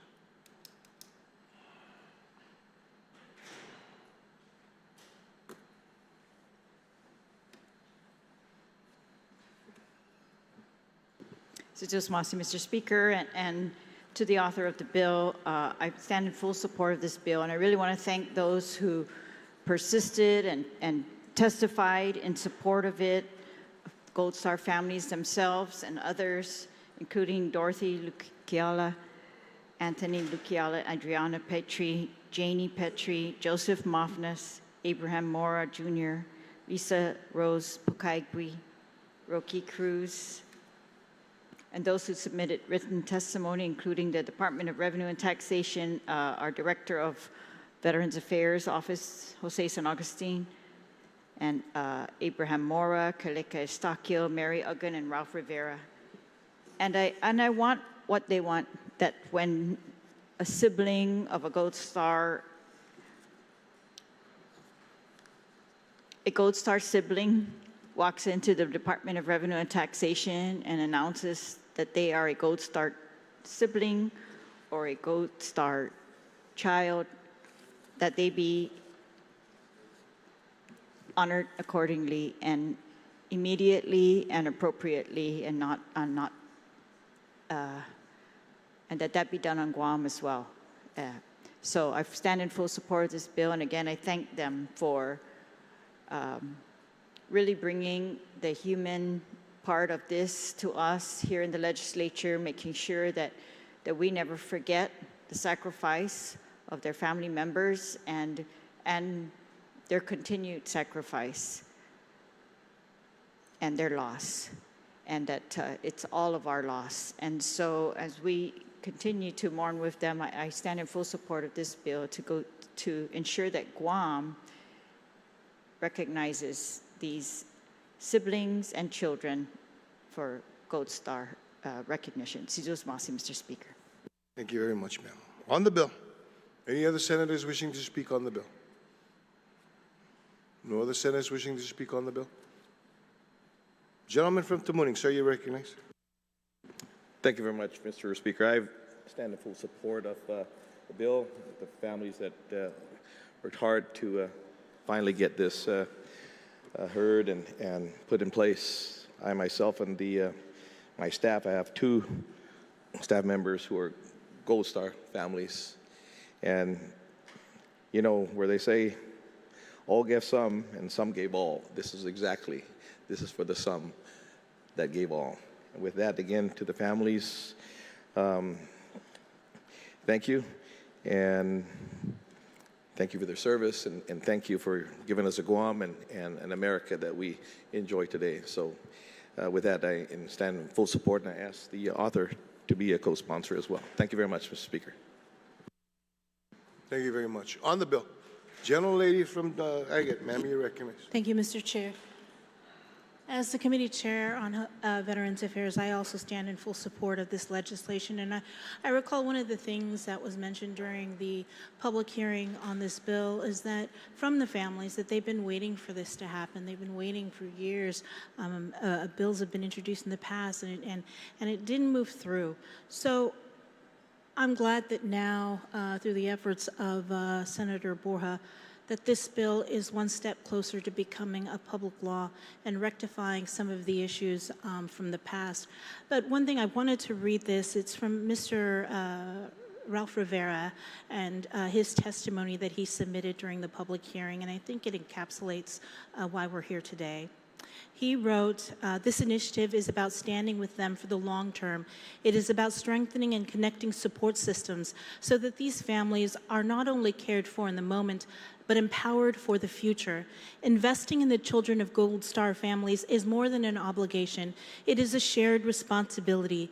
By ensuring they have access to the opportunities, resources, and support they deserve, we honor the legacy of their parents' sacrifice and reaffirm our commitment to those who have given so much for our island and our nation. If not us, then who? If not now, then when? So I humbly ask for my colleagues' support in passing this legislation, and I too ask to be a co-sponsor. Thank you, Mr. Chair. Thank you very much, ma'am. On the bill, any other senators wishing to speak on the bill? General Lady, ranking member from Pago Bay, ma'am, you're recognized. I promise I'll be fast. Manana Sidus, Mr. Speaker. Thank you for giving me the opportunity to rise in support of this Bill 260-38, and I want to thank the good author from Barragata for letting me be a part of the co-sponsorship. As I agree and share the same sentiments as all the previous speakers, this is truly one way of showing that we here in this august body truly understand the impact of those who have lost a loved one to protect the freedoms that we live today. So again, I stand in and rise in full support of this measure and truly appreciate being a part of the co-sponsorship, and ask my colleagues to please let's vote on this unanimously. Sidus Masi. Thank you very much, ma'am. On the bill, any other senators wishing to speak on the bill? No other senators? Senator Borja, you want to close? Don't forget about all the other requests. Thank you, Mr. Speaker, and thank you to my colleagues for their words of support. What we heard today here says a lot. This isn't a partisan measure. It's a matter of doing right by families who have already given more than any of us can ask. To the Lukela family and to every Gold Star family watching today, thank you for bringing this to us, and thank you for staying with us and staying on it. Mr. Speaker, before I move it to the third reading file, I'd like to add Senator Jesse Lujan, Senator Sabrina Salas-Metzanani, Senator Tello Taitagui, and all senators present to be added as co-sponsors to this bill. Mr. Speaker, if there's no objection. Is there any objection to adding all other members of the body who are present as co-sponsors? Any objection? No objection? So ordered. Thank you, Mr. Speaker. With that, I'd like to move to place Bill number 260-38 as amended in committee and move it to the third reading file for voting consideration. On the motion to move Bill number 260-38 COR as amended by the committee and further amended on the floor to the third reading, are there any objections? Hearing and seeing no objection, motion carries. Next item on the agenda is Bill 271-38 COR. Senator Talai, ma'am, you're recognized. Mr. Speaker, as you know, Bill 271 is relative to deterring the tampering of Guam Customs and Quarantine Agency seals by making it a crime and adding it to the criminal code. This is one of the measures that also is included in the budget bill that is currently pending our vote this afternoon. And for that reason, I would make a motion to place this bill on the bottom of the second agenda, pending that. I was going to suggest that, ma'am. Okay, on that motion to place Bill number 271-38 to the bottom of the second reading, are there any objections? Hearing and seeing no objection, motion carries. Next on the item on the agenda is Bill number 285-38 COR. Senator Borja, you're back up again. Thank you, Mr. Speaker. For this bill, Bill number 285-38, this is the bill that is going to change the requirements for the Director of Library. And for the same reason as the retiring Speaker, I'd like to put this at the bottom of the agenda pending the voting of the substitute bill that we're voting on this afternoon, Mr. Speaker. Okay. On that motion to move Bill number 285-38 COR to the bottom of the second reading, any objections? Hearing and seeing no objection, motion carries.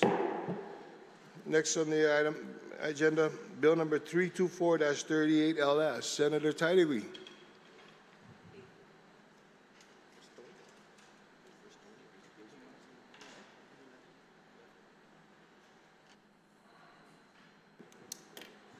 Mr. Speaker, and I rise today okay, let me move it to the second reading file first. Before I start rising on anything. Okay, hold on.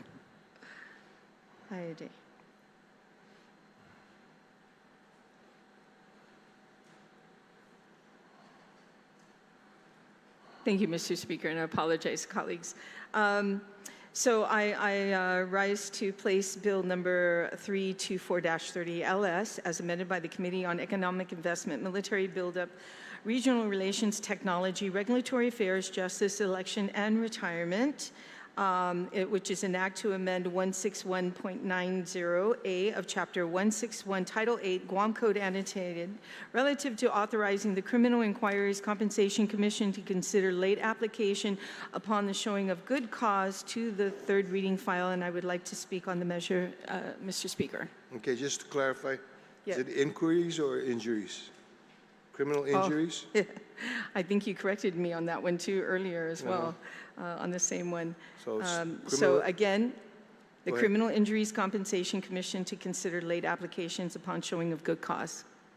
You want to move to the third reading, but you want to talk? Yes, to move to the third reading file, and I would like to speak on the measure, Mr. Speaker.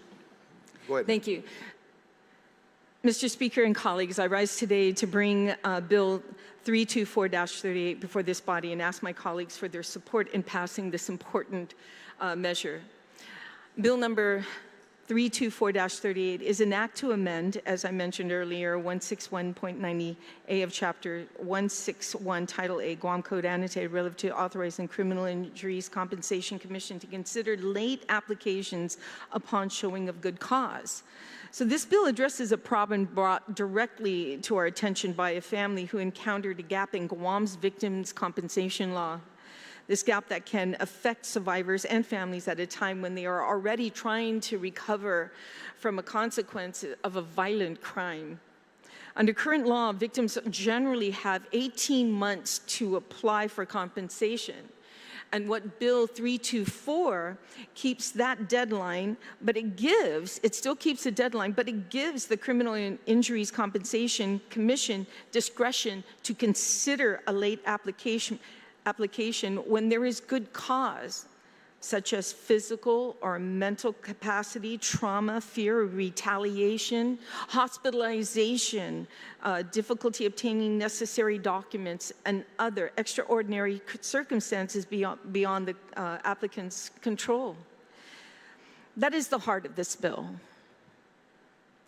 What we are eliminating is the deadline on automatically approving late claims. We are allowing the Commission to look at the circumstances and decide whether there is good cause for an exception. The testimony received showed why that discretion is needed. The chairperson, Elizabeth Barrett Anderson, former judge, former senator, testified that the statute of limitation is the second most common reason applicants are denied. She described cases involving severe trauma, fear of retaliation, administrative error, and survivors who had to leave Guam following a domestic violence or a sexual assault.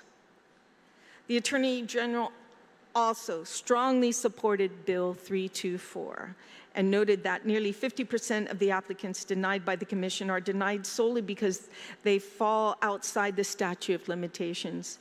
I thank the Attorney General Moynihan for his support and for offering his recommendations during this process. His input together with the Commission's helped us carefully consider how to provide flexibility while maintaining the integrity of the program. Commissioner Jane Flores also reminded us of the human side of these applications. She described the tears, frustrations, and vulnerability she has seen from survivors and family appearing before the Commission. For some, even going through the application process means confronting that trauma again. The Bureau of Women's Affairs raises similar concern, particularly for survivors of domestic violence and sexual assault. Trauma, fear, retaliation, economic dependence, and concerns about not being believed can also delay some of their reporting crimes or seeking assistance. So, Madam Speaker, deadlines serve a purpose, but there is difference between simply missing a deadline and a survivor who could not meet it because of the circumstances beyond their control. Bill 324-38 allows the Commission to recognize that difference. The applicant must still establish good cause. The Commission still determines eligibility, and this safeguard remains in place. We also incorporated former Senator and Chairperson Barrett Anderson and former Judge Barrett Anderson's recommendation that this law benefit pending victim applications. So claims that have not yet been finally decided can receive consideration under this standard. We cannot undo the crime or erase what survivors and families have endured, but we can make sure our laws do not create unnecessary hardship where there is legitimate reasons for any delay. Bill 324 does not guarantee compensation. It guarantees the opportunity for fair consideration. I want to thank Senator Shelley Calvo and her staff for working closely with the family who helped bring this issue forward. Thank you, Senator Calvo. And for my colleagues who joined me as co-sponsors, Chairperson Barnett Anderson and the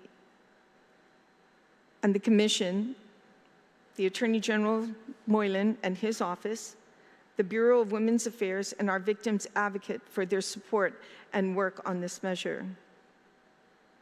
Mr. Speaker, or Madam Speaker now, okay. This is a narrow change in law, but it can make a very real difference for survivors and families who have already endured enough. I respectfully request and ask my colleagues to support Bill 324 and pass this measure. Si Diyos masi, Madam Speaker. Thank you, Senator Taitigui. On the main motion, any members wishing to speak? Senator Gumatauta, you are recognized. Thank you so much, Madam Speaker, for the opportunity to offer brief remarks on Bill 324. If approved, again, the bill allows applications which are filed beyond the 18-month statutory deadline to be considered by the Commission. The proposed amendment, according to the CICC, concerns factual determination more than it is a matter of funding. I understand and appreciate this effort by the CICC to adjust their policies so that crime victims have the opportunity to seek compensation for expenses they may be entitled to under the law. These costs, Mr. Speaker, might include medical bills and expenses that Guam law describes to be those that are actually and reasonably incurred as a result of the injury or death of the victim. Additionally, the CICC statute covers expenses connected to the loss of a victim's earning power as a result of total or partial incapacity, monetary loss to the dependents of the deceased victim, pain and suffering to the victim, and any other financial loss directly resulting from the injury or death of the victim, which the CICC determines to be reasonable and proper. Mr. Speaker, the compensation awarded by the CICC covers specific crimes outlined in 10 GCA Section 161.55, including but not limited to aggravated murder, aggravated assault, kidnapping, custodial interference, criminal sexual conduct, driving while impaired with child on board, vehicular negligence, solicitation of children and child pornography, aggravated arson and arson, home invasion, and carjacking. Without a doubt, the crimes that I just listed cause physical and emotional pain. They're difficult for victims and their families to forget, and most often require those affected to seek timely, critical, and costly services. According to the CICC, victims of domestic violence and rape suffer fear of retaliation from their perpetrators and refuse to cooperate with law enforcement, reject community assistance, hide from all contact, and simply leave island. The CICC made it clear in their testimony that trauma is all-consuming, and the rigidity of our current statute leaves no room for good cause consideration based on these types of traumatic experiences. During the bill's public hearing, the CICC provided an example of an administrative error, which was not the fault of the victim involved. The CICC argued that victims sometimes find themselves in situations where having to leave Guam was their only and safest choice in the face of trauma and potential retaliation by their perpetrators. Mr. Speaker, this bill recognizes that the important decisions that are made by victims and their families do not erase their medical bills, the lawyer fees, and behavioral health charges. Although this bill might not apply to the 11 or 13 applications that were denied due to statute of limitations from a total of an estimated 200 claims filed with the CICC in the last 10 years, this policy proposal can and must help bring victims the financial support they need in their journey to recovery. Thank you again, Mr. Speaker, for the opportunity to share my thoughts on the measure. Thank you, Senator. On the bill, any other senators wishing to speak on the bill? Bill, gentlelady from Zonia, ma'am, you're recognized. Mr. Masi, I wanted to stand in full support of this bill and thank the author for allowing me to be a co-sponsor. And I think she stated it perfectly. The reasons why we need this, the reasons why victims would not immediately seek compensation, and why allowing this exception to the time deadline is not just reasonable, it is necessary in these types of cases that we allow that to happen. If we are going to compensate at all, or to provide such a program, that we have to do it knowing the effects of these crimes on these victims. And so that's what this fund is all about. That's what this program is all about. It's compensating them and making them more able to move forward in their lives.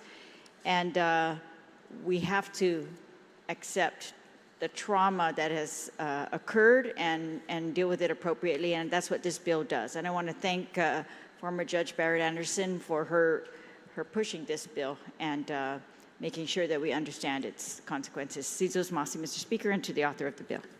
Thank you very much, ma'am. On the bill. Gentlelady from Barragata, ma'am, you're recognized. Thank you, Mr. Speaker. Half a day, again, I rise today in strong support of Bill 324 as amended, which I am proud to have introduced alongside my colleague, Senator Teletai Tagui, and others. This measure is about something very simple, but very important, making sure that victims of violent crimes are not denied the opportunity to seek compensation because circumstances beyond their control prevented them from filing on time.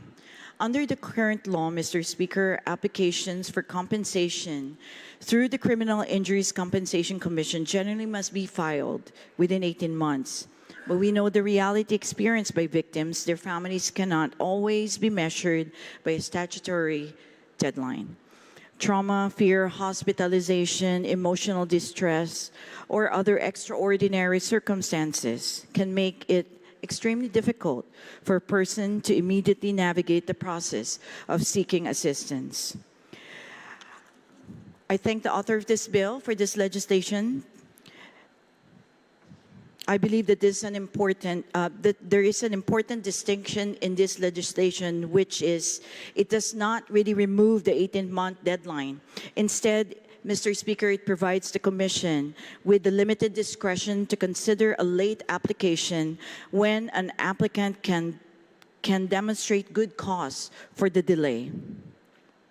We are not creating an automatic extension or opening the door to unlimited late claims.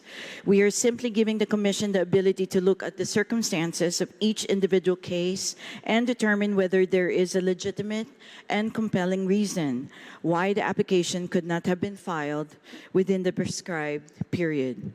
The testimony before the committee reinforced why this flexibility is necessary. Mr. Speaker, we cannot change what happened to the victims of violent crimes, but we can make sure that our laws do not create another unnecessary barrier to the assistance they may be entitled to receive. I'm particularly pleased that the amended measure also applies to pending victim applications, allowing individuals whose claim have not yet been finally adjudicated to benefit from the good cause provision. I thank the author for this is a thoughtful and balanced approach. It preserves the existing 18-month deadline, which giving the Commission a carefully limited tool to address exceptional circumstances on a case-to-case basis.